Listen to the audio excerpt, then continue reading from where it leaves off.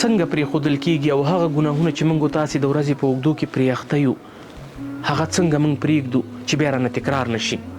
د همدغې موضوع لپاره اسلامي څېړونکو او دیني علماو دوه د حل لارې رایستلې دي.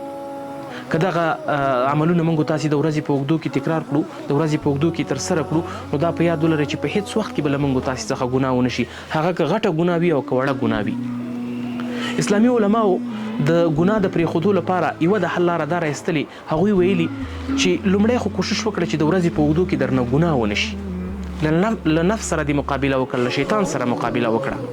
خو بیا هم انسان عاجز دی، شاید شیطان در باندې غالب شي او ګناه درنه وشوه، نو بیا دا ګناه د ځان دپاره حلاله مه ګڼه، بلکې حرامه یې وګڼه او کلکه پښیماني پرې وښایه او ځان ملامته احساس کړه چې ای الله له ما نه ګناه شوې.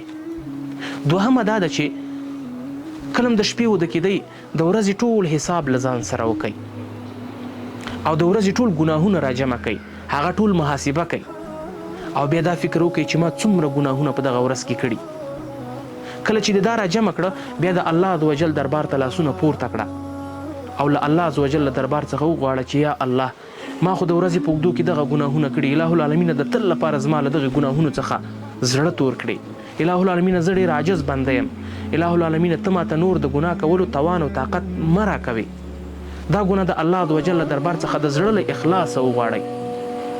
که بیا هم له دې سره ښه نه شوې او بیا هم درنه ګناه کېده، نو بیا د ورځې په اوږدو کې استغفار ډېر وایي. زه په دې باوري یم چې وخت به تاسې له هر ډول ګناهونو سره خدای پاماني وکړئ او هیڅ ډول ګناهونه به در څخه نه کېږي.